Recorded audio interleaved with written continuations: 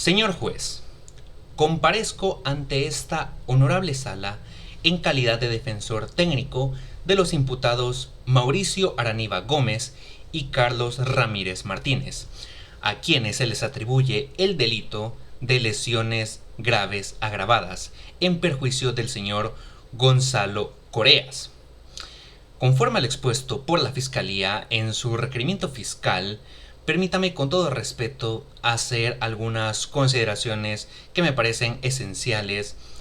y las cuales considero fundamentales para el correcto desarrollo de esta audiencia y sobre todo para garantizar los derechos procesales de mis representados. Es esencial, en primer lugar, destacar el principio constitucional de presunción de inocencia, el cual rige cualquier proceso penal, incluido este mismo. La Fiscalía ha presentado una acusación en contra de mis defendidos, pero hasta el momento no se ha producido prueba alguna que permita concluir su culpabilidad de manera contundente. Solo ha presentado la imputación, que es una acusación basada en los hechos, pero que aún no han sido demostrados en el marco de un juicio. La Constitución de la República, en su artículo 11, establece que ninguna persona puede ser privada del derecho a la vida, a la libertad, a la propiedad y posesión, ni de cualquiera de sus otros derechos, sin ser previamente oída y vencida en un juicio con arreglo a las leyes. Este principio es fundamental y no puede pasarse por alto, esencialmente en una audiencia inicial, donde estamos apenas en la fase de valoración preliminar. Por lo tanto, le solicito a su señoría, con todo respeto, que tome en consideración que en esta etapa del proceso no debe existir ninguna presunción de culpabilidad y que cualquier otra decisión que implique una afectación a la libertad de mis clientes debe estar sustentada con pruebas sólidas. La Fiscalía también ha calificado como los hechos constitutivos del delito de lesiones agravadas, de lesiones graves agravadas, amparándose en los artículos 142, 143, 145 y 129, numerales 3 y 7 del Código Penal salvadoreño. Sin embargo, considero que esta calificación jurídica requiere un análisis un poco más crítico y profundo, ya que, en primer lugar, la defensa no niega que hubo un altercado entre los imputados y la víctima. Sin embargo, es importante subrayar que la discusión que dio lugar a los hechos fue provocada por una serie de eventos fortuitos. Y de acuerdo con los testimonios, la confrontación se originó cuando la víctima, sea el señor Gonzalo Coreas, hizo un comentario enojado respecto al trabajo de los imputados, lo cual dio lugar a la discusión en cuestión. Esto sugiere que jamás existió una premeditación ni algún signo de intención de causar daño grave al imputado, en este caso a la víctima, que es el señor Gonzalo Coreas. En cuanto a los elementos de la superioridad física y los motivos fútiles que la Fiscalía alega como los agravantes, pues me permito señalar, su señoría, que dichos elementos no se encuentran plenamente acreditados en este momento, ya que no se ha demostrado que mis defendidos hayan actuado con alevosía ni ventaja sobre la víctima. Es el caso contrario, su señoría, ya que la discusión se desarrolló en un contexto de exaltación emocional, lo que podría encuadrar en todo caso en una figura delictiva menos gravosa como las lesiones simples. También, su señoría, otro punto que me gustaría enfatizar es la falta de pruebas contundentes que puedan justificar una medida tan severa como lo es una detención provisional la cual solicita la Fiscalía, ya que hasta este momento lo único que se tiene son los testimonios de la víctima y de los pocos testigos que había en ese lugar, y también un reconocimiento médico forense, las cuales describen solo las lesiones de la víctima.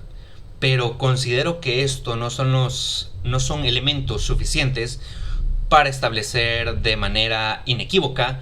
una responsabilidad penal o la responsabilidad penal de mis defendidos. También tomo en cuenta la entrevista de la víctima, el señor Gonzalo Coreas, el cual es bastante comprensible desde su perspectiva como persona, como la persona ofendida,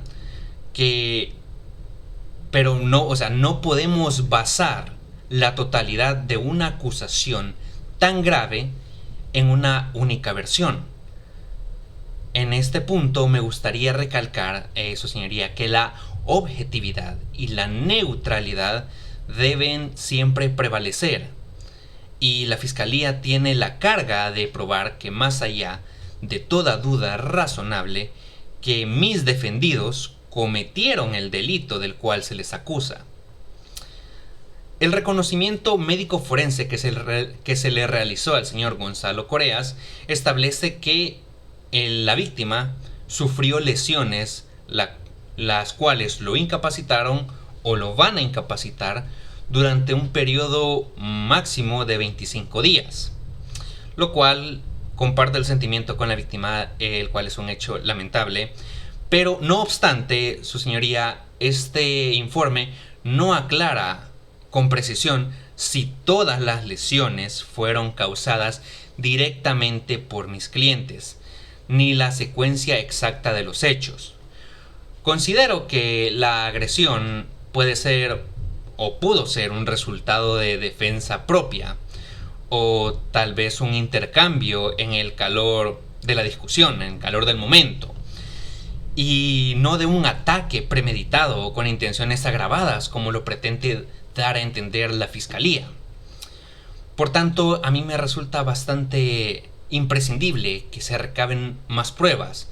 antes de poder llegar a una conclusión firme sobre lo ocurrido. Y para ello necesitamos, o solicito con todo respeto, su señoría, que se lleven a cabo las diligencias pertinentes y adicionales, como entrevistas a otros testigos potenciales, una inspección más detallada del lugar de los hechos, esto con el objetivo de esclarecer de manera más completa y objetiva qué fue lo que realmente sucedió ese día. También la Fiscalía ha solicitado la detención provisional de mis defendidos,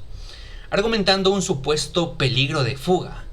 Sin embargo, su señoría, no se ha aportado hasta el momento una evidencia alguna que justifique de manera razonable la necesidad de imponer una medida cautelar tan severa, ya que, de acuerdo al principio de la proporcionalidad, las medidas restrictivas de la libertad deben ser excepcionales y adoptarse únicamente cuando no existan otras opciones menos gravosas. En este caso, su señoría, mis defendidos son personas honradas, personas trabajadoras, sin antecedentes penales, no son pandilleros, que no representan, su señoría, ningún riesgo para la sociedad, ni tampoco para la víctima, ya que durante todo el proceso judicial han demostrado una actitud de cooperación, y tampoco, su señoría, existen indicios de los cuales ellos pretendan eludir o entorpecer la investigación. Por lo tanto, su señoría, considero de que se tienen que valorar las medidas cautelares o valorar otras medidas cautelares, como lo es un arresto domiciliario, tal vez el pago de una fianza o la obligación de presentarse periódicamente